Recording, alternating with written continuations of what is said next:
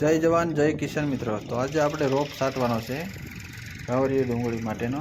તો તેમાં અત્યારે પહેલાં લાઠી નાખ્યું છે અને પાછળ આપણે બી છાંટવાનું શરૂ કરી દીધું છે। અને બી છાંટ્યા બાદ પછી આપણે નાના ટ્રેક્ટર ડીકે કેપ્ટનથી આપણે એક કળિયું હાંકી નાખવાનું છે। તો મિત્રો આ વિડીયોની અંદર બધું તમને જોવા મળશે અને કઈ રીતે છાંટીએ છીએ અને કઈ રીતે પણ આમાં બે હરિયા કર્યા છે। એમાં એવું છે કે 12 બાય 7નો ગેપ છે આંબાની વચ્ચેનો। તો તેમાં આપણે બે હરિયા બનાવવાના છે અને કઈ રીતે બનાવ્યા છે ને એ વિડીયોની અંદર જોવાનું છે તમારે। તો ચલો આપણે જોઈએ। એ જર્મી ખાતર છે, જર્મી અને આ ઉત્પન્ન ખાતર છે। બે વસ્તુ આપણે મિક્સ કરી દીધેલી છે। એ ક્યારે રોપ પેલા ખાતર નાખી દેવાનું અને પછી વાંહે રોપ છાંટવાનું ચાલુ છે। આ કાળા રંગનું જર્મી ખાતર આવે છે। જર્મી અને ઉત્પન્ન ખાતર બે મિક્સમાં છે। તો મિત્રો આપણે આ લાલ ડુંગળીનું કાળું બીજ છે, તો તે આપણે 1 વીઘે કેટલું છાંટીએ છીએ। તો મિત્રો આપણે 1 વીઘાનું 1100 ગ્રામ છાંટવામાં આવે છે।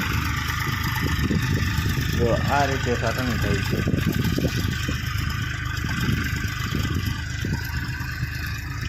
હવે તો મિત્રો આપણે બી છટાઈ જાય પછીનું આપણે ડીકે કેપ્ટનથી આપણે એક પાછળ કળિયું હાંકવાનું છે અને એ કળિયું હાંક્યા પછી બી કાંઈ દેખાય નહીં એ માટે આપણે કળિયું હાંકી નાખીએ અને આવો ઉપર રાખીને હાંકી નાખવાનું રહે છે। તો બી એ સરખું થઈ જાય છે અને બુરાઈ જાય છે અને સારામાં સારું થઈ જાય છે। તો મિત્રો આ રીતે અમે આ રોપ છાંટીએ છીએ।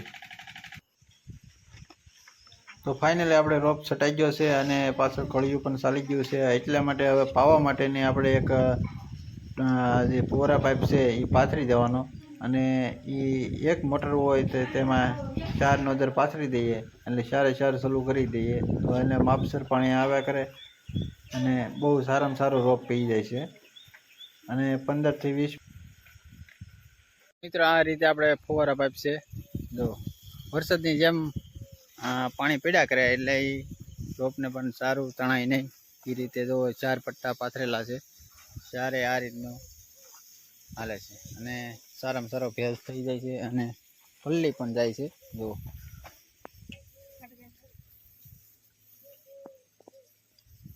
આ રીતે 4 હરિયામાં પીવે છે અને 15 થી 20 મિનિટ રહેવા જોઈએ એટલે હાવ પાણી હાલતા થઈ જાય।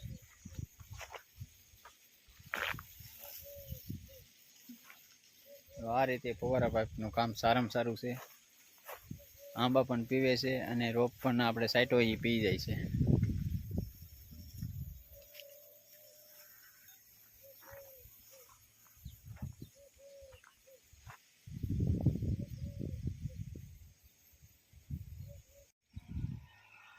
તો મિત્રો આપણે પણ આ રીતે રોપ છાંટીએ છીએ અને તમે કઈ રીતે છાંટો તો કોમેન્ટ કરી દેજો। અને આ વિડીયોની અંદર એટલું જ હતું। તો ફરી બીજા વિડીયો જોવા માટે અમારી ચેનલને લાઈક કરજો, સબસ્ક્રાઈબર કરવાનું ભૂલતા નહીં। જય માતાજી।